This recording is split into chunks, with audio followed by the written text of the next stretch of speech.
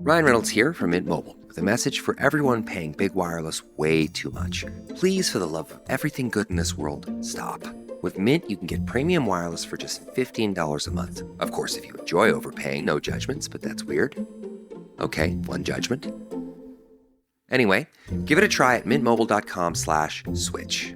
Upfront payment of $45 for 3-month plan, equivalent to $15 per month required. Intro rate first 3 months only, then full price plan options available. Taxes and fees extra. See full terms at mintmobile.com. Welcome, everyone, to another episode of Behind the Human. I'm your host, Mark Champagne, and it's my job to unpack the stories and mental fitness practices of people living at the top of their game, personally and professionally. And today we have just a remarkable individual by the name of James Rodgers. He's a renowned strategist and thought leader in diversity, equity, and inclusion, known as the diversity coach with over 25 years experience. He's the author of diversity training that generates real change, and other books, of course, and has worked with major corporations to drive measurable change and results. James, welcome to the show. Well, thank you, Mark. I'm delighted to be here. We were just chatting before we hit record, and I have to say for the audience and the listeners, which I'm sure you'll pick up on soon, you just have a really refreshing and light energy to you. Just talking about the year ahead and some projects you're excited about, which I feel is very needed these days because everything else is the opposite of that. Yeah. We get, President Obama introduced me to this term of manufactured outrage.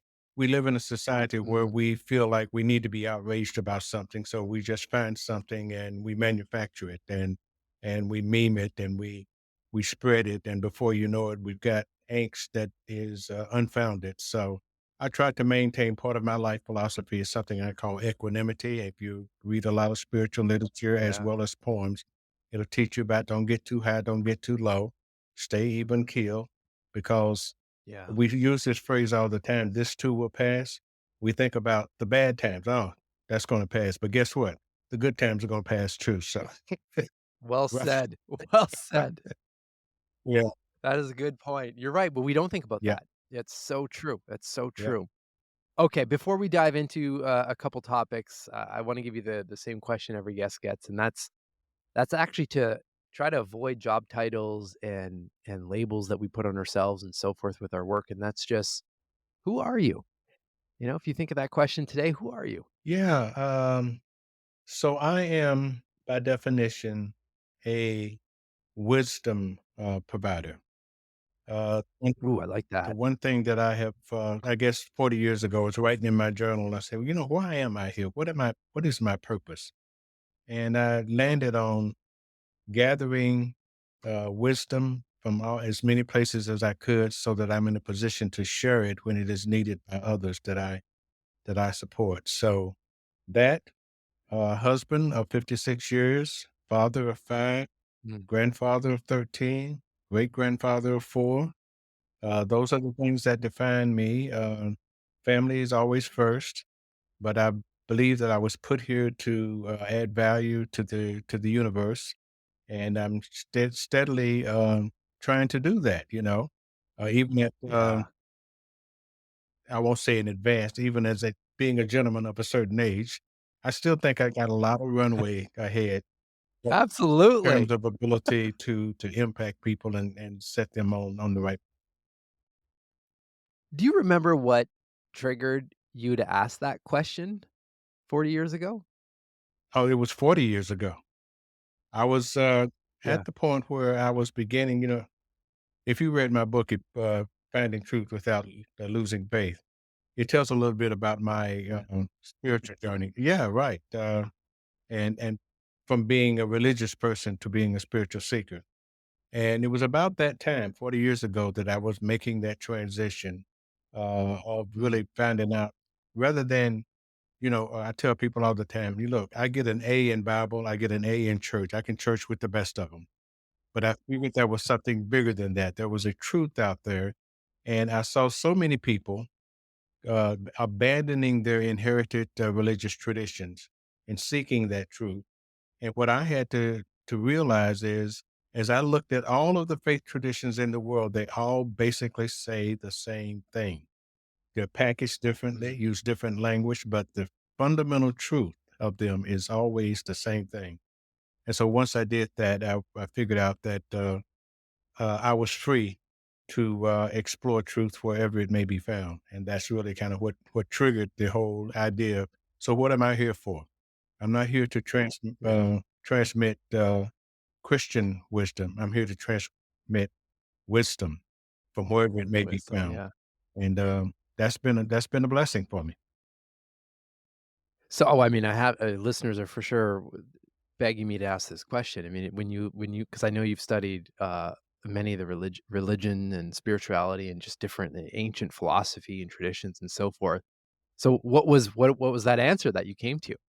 What was that unifying principle? Unifying principle is love. I used to study Karen Mm. Armstrong, who is a great British religious historian, and she compared all the religions, and she took me back to something what we call the Golden Rule. In Christianity, we believe that the Golden Rule was invented by the one that we call the Christ. Well, in fact, it was first put forth by Confucius in China and was picked up on by Rabbi Hillel, a first century rabbi in Judaism. And it's also stated in Zoroastrianism, in Hinduism. Every major religion has some version of that. And what was important about it is it helped me to understand what the word love means. We talk about the foundation of all religion, all truth is love. And we love to put that word Yeah, out there. And 98% of yeah. Well, no what does it idea what mean? it means, but boy, It's so it true. sure sounds good. Yeah, So, arrived, yeah. Well, let's talk about that. yeah, well, I've arrived at love is not a sentiment, it's not a feeling. Love is a doing. It's a doing. Mm, So rather than proclaiming that I love you, I should ask you, Mark, do I love you? And you should say, well, have you done anything good for me? Yeah, you came on my show. That's a sign that you love me. yeah. And so that's really kind of the foundation of nearly everything that I do is understanding, defining terms and understanding what they mean before I start professing things like that. So, the golden rule does not say feel or think about others the way you want them to think about you. It says do to Mm, others the way that you want them to do to you, because that is the essence of love, what we do for each other. powerful. I can't help but think my mind's connecting a couple concepts or points that you shared already early in the conversation around, of course, what we're talking about love right now, and then what you picked up from President Obama around this manufactured outrage. And the third thing in that triangle to me is what I mentioned before we hit record that you come to the table with decades of experience when it comes to diversity and inclusion and so forth, and done a lot of work in that space. And as we're recording this, it's a pretty fresh topic, I should say, in the news at least, around President Trump deciding to basically end diversity programs. I mean, I'm just generalizing, of Yeah. course. I'm sure there's a lot more detail to that. But if you think of uh, for me, it's like, well, if we're really thinking of love, I mean, we probably could solve that challenge right off the bat, but we're not, and we live in this manufactured kind of Yeah. outrage. I guess first I should ask you, how do you feel about all of this, and how have you been able to take in this information, and like, where does your mind go on a topic like Unfortunately, this? I do have years of experience, and therefore I was one of the pioneers in the field, which were originally called managing diversity, which I pioneered the term diversity management. So you Mm. introduced me as being a DEI expert. I have never done work in DEI. The reason I've never done Oh, work in okay. DEI is because I, like anyone else, none of us have any idea what that is. I'm gonna give you a classic Okay. example. We're talking about President Trump. And one thing that I will tell you as an American citizen, I remind people of this all the time. Whether you like or dislike our president, he is your president. The people of the United Mm. States voted, and he's the guy they chose. Whether you voted for him or not is irrelevant. We voted, he's the guy we chose. So now support him, pray for him, be on his side, wish him the best, make sure that he's successful. But here's the story that I want to tell you, Mark. While he was campaigning, he went into what we call the lion's den. He went to the National Association of Black Journalists.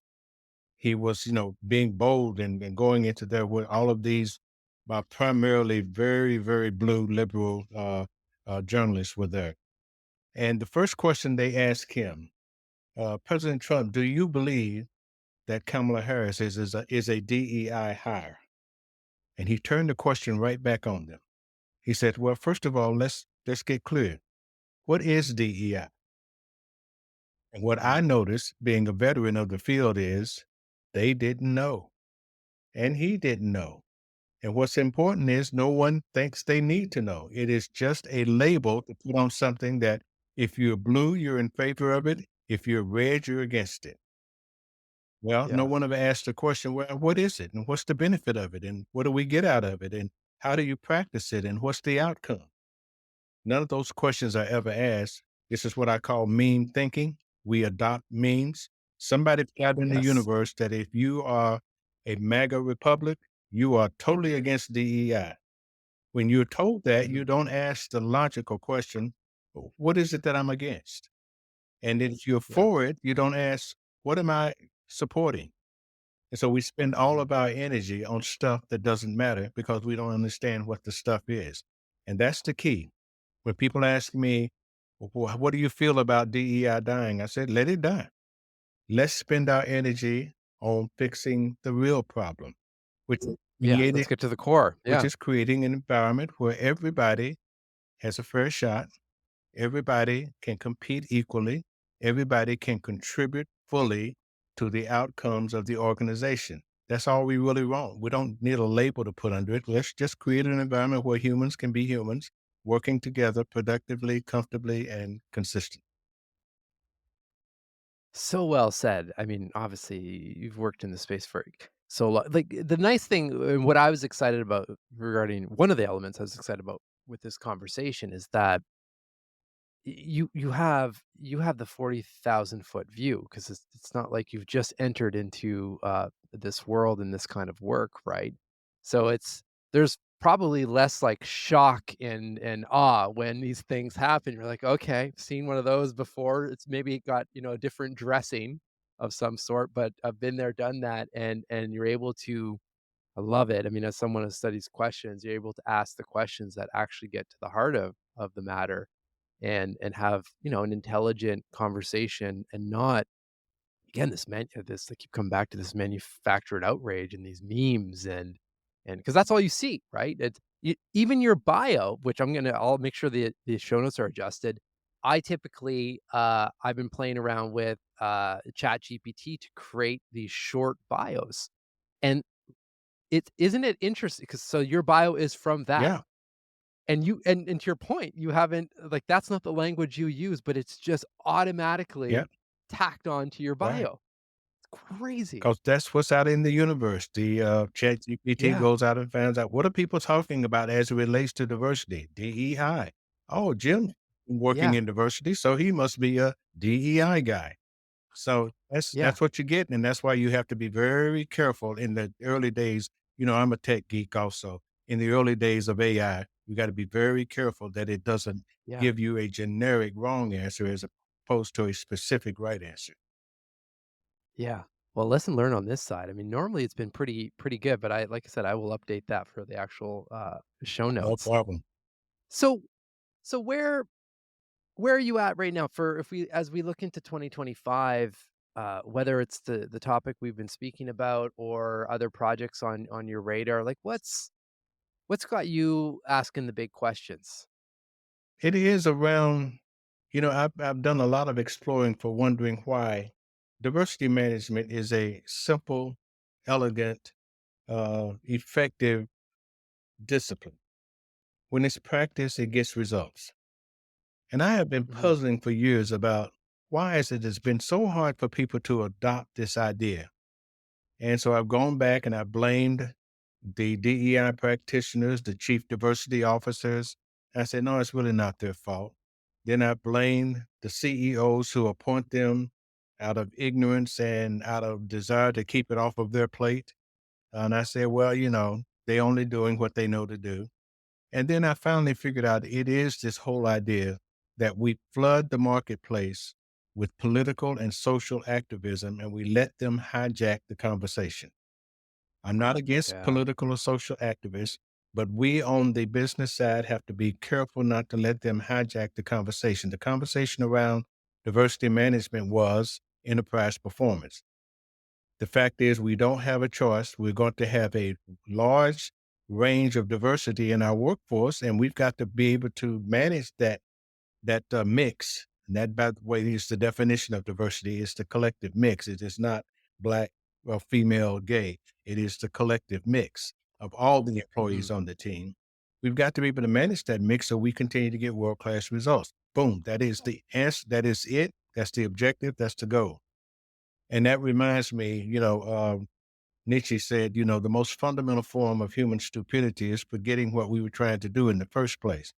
Well, that's what we were trying to do in the first place. And because of political activism and social activism and latching on to the word diversity because it was commercially viable for a lot of people who work in a lot of areas because, you could make a lot of money if you were in the diversity space.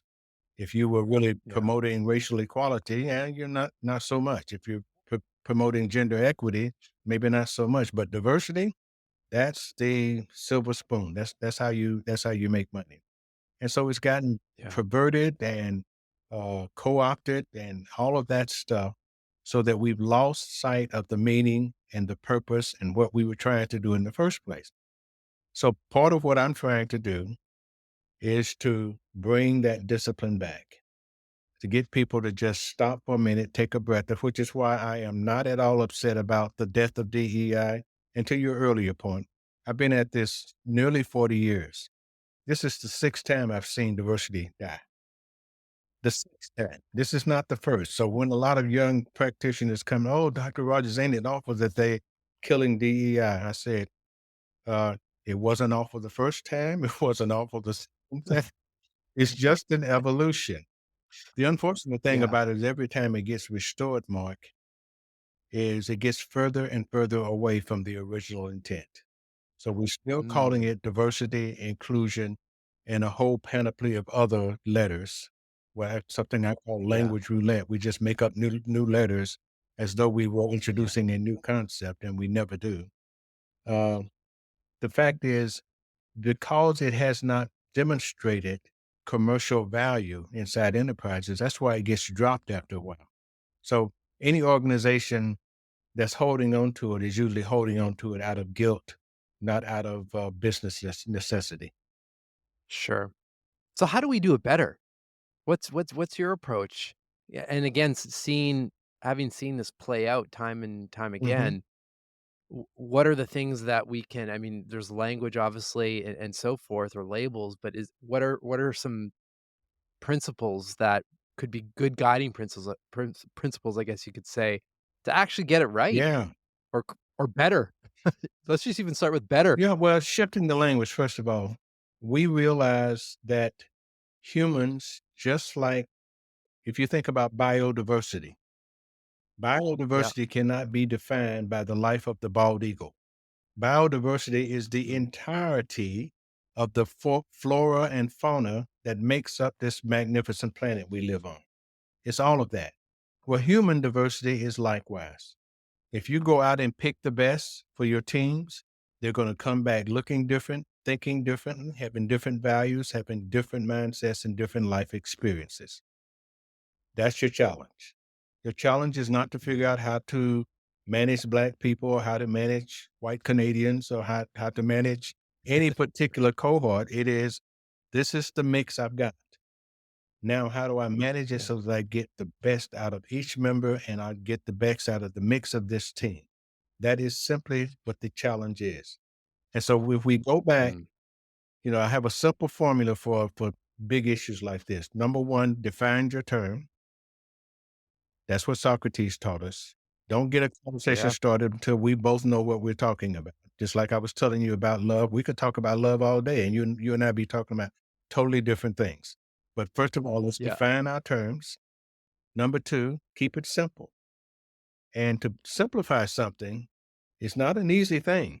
I'll tell you that. Oh, The person who said that was Einstein. He says, if you can't state it in a few words in simple language, that means you don't understand it well enough. Well, in order to get to the place where you can express something short and simple, it takes years of study and practice. And so when you get to the point where you well can said. state it in simple terms, that's the second principle. So define your terms, make it simple, and then don't be stupid. And goes back to the Nietzsche quote. Human stupidity is forgetting what we forgot we're trying to do in the first place. So when people drop into the middle of a conversation like diversity and declare themselves an expert on it, and they haven't done their homework, they haven't looked at the history, they don't have a historical perspective, they don't understand why it was started in the first place, they can't see the evolution and how it's gotten perverted, they're really in no position to establish themselves as anything other than an onlooker. So Yeah. the challenge we have in this work is going back to a discipline, making it about business. Jim Cramer says all the time, all social change begins with business. I believe that. Business can take the lead on any social change that we want, but we need bold leaders in business to do it. Bold leaders who will not allow activists to hijack the conversation. And there are a few out there, but there are not enough of them to keep the conversation focused where it needs to be. Now, all of this, of course, um, is informed by my central philosophy. I believe all people are good. We're just all capable of doing dumb stuff. So Yeah. I Yeah. won't, I won't, I will not be the first to decry our current president. He has some bad habits. I told people a long time ago, when we go back to love, I said, I love Donald Trump. And the way that I express my love for him is I don't vote for him because being in a public office just reveals all of his worst traits. And that is Mm. not love to put people in position where their worst instincts are on full display. But I'm going to support him. I'm going to wish him well. I'm going to make sure I do all I can to make sure he's successful. Mm. It's a beautiful perspective to have on, I think, all things in life. Where did you pick that up? Well, like all things, study and practice. Uh, I discovered at the beginning of my journey, we were talking about shifting from being a good religious choir boy to a spiritual seeker. I discovered along the way that there were some core principles that really help you to be the best that you can be in the world. So I studied widely. I picked up things. I saw similarities between philosophies. You'll find this amusing, Mark. When I first read the Tao Te Ching, uh, Taoism of Chinese origin, I'm really, really Bible literate. I mean, I know the Bible back and forth, especially the teachings of the Christ. The minute I picked up the Tao, I said, this is plagiarism. Jesus said that. He said it in different words, but this is plagiarism. They can't figure this out. Then, of course, I found out that it was written 500 years before Jesus came along. So that was my cue. There is a set of truth Yeah. out here. And if there is such a thing as God, he wants all of us to get it. He doesn't want it to just be in the US or the UK. He wants the entire world Yeah. to understand the truth of this universe that he's created. And so that was my first hint. We don't have an exclusive uh, challenge or exclusive right to truth. And that's where it kind of came from, is being open to uh, truth wherever it may be found. There was a first Mm. century philosopher, Jewish philosopher, called by the name of Maimonides. And he says, all men don't believe the same. They don't practice the same. But wise men, what we call sages, will accept truth wherever it may be found. And so that was my Mm. cue that if I'm It's a looking great for line. and one of the things, one of the friends I was telling you that I'm going to be spending next weekend with, he's Buddhist. Yeah. And one of the things that I love about him is he's probably the best Christian I know, and he practices Buddhism. Not interesting. All the Oh, measures that wow. we good Christians say, that's what a good Christian is. This guy gets an A on Yeah. all of it, and he practices life through Buddhist practice. I have to ask you because so it's all as suspected. It's starting to really come out in the sense of how you think and how you operate in life. Why, how I opened there's that lightness and that sense of I think calm energy, Yeah. which is again very refreshing and welcome. I'd love to dive in a little bit more on that topic because I mean, we live in a, let's just face it, a very polarizing world. If you're on autopilot, I think, right? If you're not asking some of those bigger questions and not really trying to seek the truth, and and in defense of myself and others, it's very easy to get pulled into that. There's so much surrounding you from that kind of that lens. What have you outside of obviously, your reading and whatnot and your study in various religions, are there other practices that you have found helpful that are non-negotiables for you to not get caught up in, again, that outrage Yeah. and just the narratives and all the wildness going Yeah. on and be able to operate from a higher place of wisdom? Yeah. So I think, and part of this comes out of your book. I know that you speak to this like Marcus Aurelius and Stoicism and things Mhm. like that.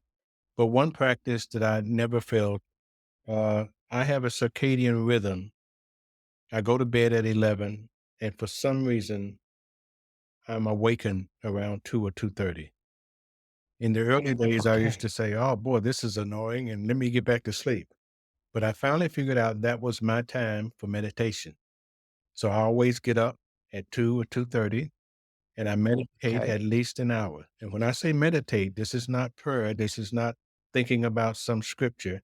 It is emptying my mind and listening. See, I think the difference Mhm. between prayer and meditation is prayer is me talking. It's still all about me. I got a lot on my mind. God, here's your marching orders for me. Yeah, Here's here's your to-do for list. me. And meditation is all about I'm open. What you got for me? And so I practiced that Yeah. for the last 35 years.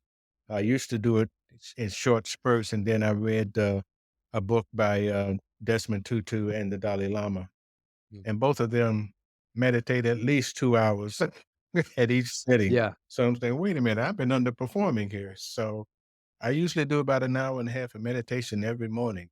And you know what that does? So do you just sit? Hmm? Like, I what sit. is I do have you a just meditation okay, chair in my front room, and I come out of my okay, bedroom, I go and sit in the front room, and I just sit, and, I listen, okay. and I try to it Mhm. takes practice to clear your mind. I'm sure you're aware of that. Yeah, "Well, I yeah. just clear my mind." No, you don't just clear your mind. No, That's why they call it the monkey mind. There's all kind of stuff going through there, so it takes practice for you to even just sit with an empty mind. So yeah. I've been practicing that for 35 years, and, I pretty well it allows me to give everything perspective. Here's Mm, what's important about that. All the news is intended to get your attention. That's what it's designed to get your attention. But if you really stop and think, if you really stop, open your mind and listen to what the universe is trying to tell you, the first thing that it will tell you is that ain't important. That's not yeah. important. Stay focused on the important things. What Stephen Covey used to call first things first. Well, that's Mhm. interesting to know, but that is not a part of your path. That is not a part of your journey. It is not a part of what you need to know in order to be a blessing to others in this world. And after all, isn't that what your path should be all about? So it Yeah. really kind of allows you to develop a different perspective about everything that happens in the world. And I think that's been the blessing to me is that, I don't have to carry around the baggage of outrage or concern. We just celebrated Martin Luther King's Day. And one of the most important Mhm. things he says, given a choice between love and hate, I choose love. And you know why? Because hate is hard. Hate is energy draining. I mean, it just takes time and energy to really go out of your way to hate somebody. Love is easy. Love just show up and Yeah. do good to other people, and life is good. Yeah, I mean, I feel like there in a way, you almost surrender to love and let it take Yeah. over, Yeah. right? And I love that. And the other thing with your practice, when you said, it helps you stay above the news and realize that that's not what's important, and for you to focus on what's important. I Practices like that then also show us what is important for us. As long as I mean, the trick is obviously being able to still your mind frequently, and whether that's meditation or other practices. But that's what I've seen on this show as well, Mm, with hundreds of interviews at this point. Like, the common thread, and everyone has different ways to do it. Maybe it's a walk in silence in nature, or so forth, but it's that stilling of the mind, yeah, and your point, right, cleaning it out. And because we have the answers to a lot of the questions that we pose. We just need to let them bubble yep, up, right? They're held down by a whole bunch of rubbish, essentially. yeah. Yeah, Yeah. that really is the essence of it, and that's why meditation is so important because we live in a world that can't stop talking. We live in a noisy world. The universe, I think, is always trying to get a message to an individual. And the thing that Mm, blocks you from hearing it is all the noise in the world. Part of that yeah. noise is your own talking, your own speaking, your own thoughts in your mind. You get in the way. You are resisting what the universe is trying to tell you. So if you can still yourself just long enough to listen, and, there are great ideas, and some great ideas have come along. So some great ideas that came to you, Mark, and guess what? Didn't come to me. You know why? Because they weren't for me. They was for you. And the only reason you Sure. got them, Mark, is because you sat still, quiet long enough to hear them. Now you could have blocked them. Mm, You could have blocked them and never acted on them. But because you develop a discipline that says, I really need to hear from something higher than myself about what I need to do, you get it. I've gotten so many things, so many commercially valuable things by just sitting, things that I never yeah. would have thought of. So Yeah. I think that's the value Same. of it. And I would introduce that to anybody. So do you go back to bed after that, or does the Oh, day yeah. start? That's the good news. It's like, after about 2 hours, man, I'm knocked out again. I love it. Wow. Wow. Yeah. And then, okay, so then when this is a real, practical show, that I mean, for all the sleep episodes we've done, I mean, they probably may not agree with that cycle, but it works for you. Yeah. So then what time do you actually get up I afterwards? usually get, I go to back to bed at around 3:30 or 4. I usually get up no Okay. later than 7. So in Okay. total, I get about Interesting. 6.5 hours of sleep every night. Yeah, with just a little chapter of enlightenment essentially midway through. Yeah, one of the philosophies I have, Mark, and I'm sure you've heard this before. Some of our great thinkers recent have says, never start your day before you finish your day. Never start your week before Mm, you finish your week. Never start your month before you finish your month. And what that means is, I get up every morning knowing clear. I was telling my daughter this the other day, knowing clearly this is what I must accomplish for today. And it's yeah. usually something very simple, not very very time consuming or anything like that. So quite often I get up at 7. By 8 o'clock, I come to my computer and I say, okay, I was instructed to respond to Mark and make sure that he understands this piece of my philosophy, blah, blah, blah. I do that. And guess what? The rest of the day is mine. I am free I to love do it. what I want to do for the rest of the day because Yeah. now I have finished my day because I knew exactly what my day was entail. What was the most important thing for me to do for that day? Got it done. But sometimes, it takes me till 1 o'clock or 2 o'clock to get it done. But fact Yeah. is, I know what the it is. And so I Yeah, yeah, don't yeah. worry about, oh my God, did I forget to do something? No, I know what my agenda is, got it done. What's got you really lit up and excited for the next, let's say, 6 to 12 months? Like, what's on your mind that you just can't I wait to just, tackle or experience? I just got a feeling something good's about to happen.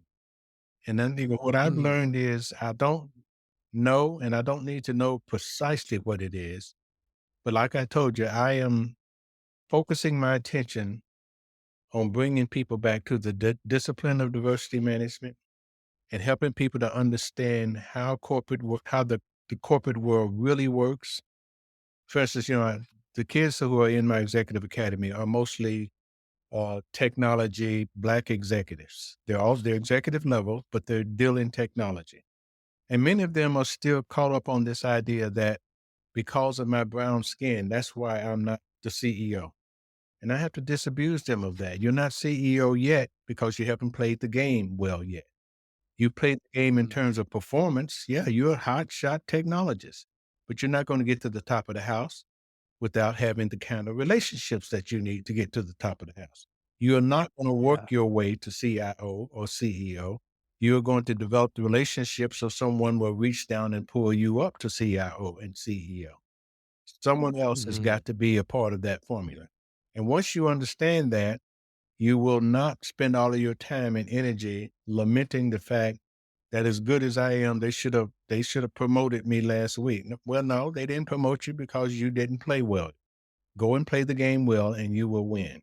So it's those simple messages like that that I'm trying to infuse into the world. I'm fortunate enough to have the right experiences so that I have the grounding to share those messages. But it's, in our business, Mark, finding a breakthrough moment is tough.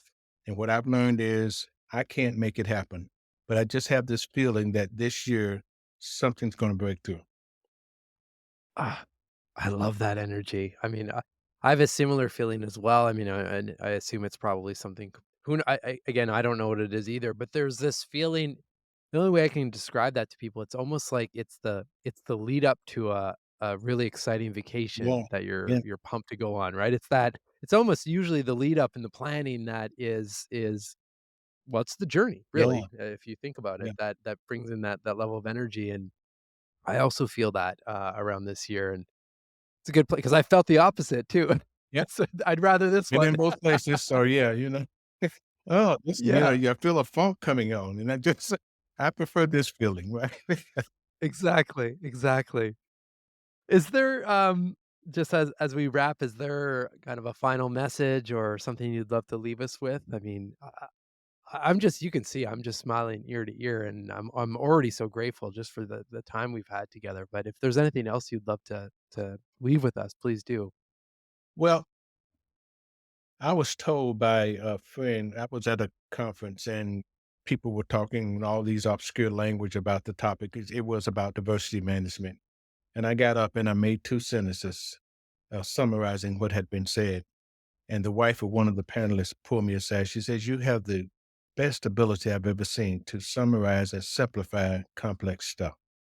And so I want to draw on that because there's so much Yeah. excessive complexity in the world. My fundamental thesis of all the work that I do, be it spiritual teaching, executive education, diversity management, whatever it is to encourage people to think. I'm a big IBM watcher, but I never worked for them. I interviewed with them and I chose not to go with them. But their motto, think, I always confuse me. Why would Thomas Watson put out a motto to tell human beings to think? We all think, don't we? No, we don't. Yeah. Yeah. Mark Twain said it best. He says, "We all do no end to feeling, and we mistake it for thinking." So I'm encouraging Mhm. people to think because when you look at some of the memes that are out there, if you back up just for a moment, think and ask yourself rational questions, you will come to a better conclusion. You won't follow the meme. You won't Yeah. adopt the meme. You will have asked the right questions so that you conclude that doesn't make sense.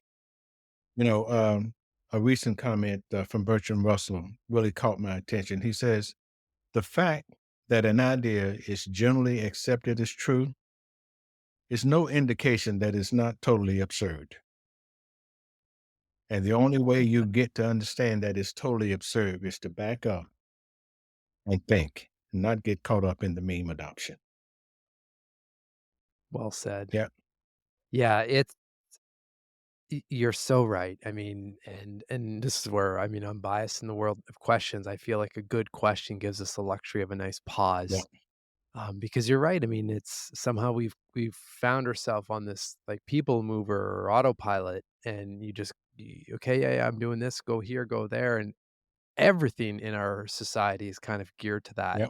And I think it probably started from a good place at one point as a convenience, but it's morphed into something that it has become, in my opinion, quite toxic if we continue down this track.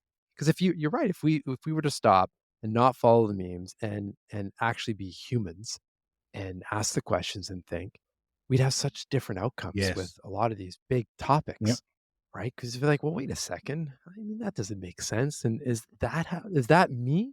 Like, am I responding in a way that I would want my kids to see as one example, you know? So true. Yes. So true.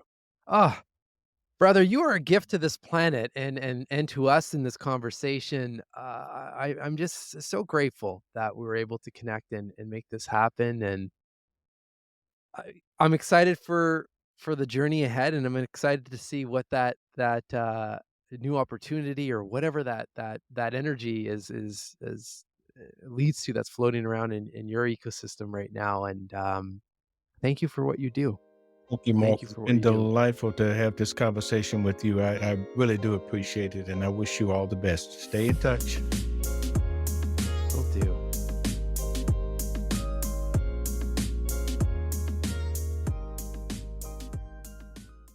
Hi, I'm Chris Gethard, and I'm very excited to tell you about Beautiful Anonymous, a podcast where I talk to random people on the phone. I tweet out a phone number, thousands of people try to call. You talk to one of them, they stay anonymous. I can't hang up. That's all the rules. I never know what's going to happen. We get serious ones.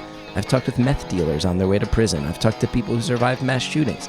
Crazy funny ones. I talked to a guy with a goose laugh, somebody who dresses up as a pirate on the weekends.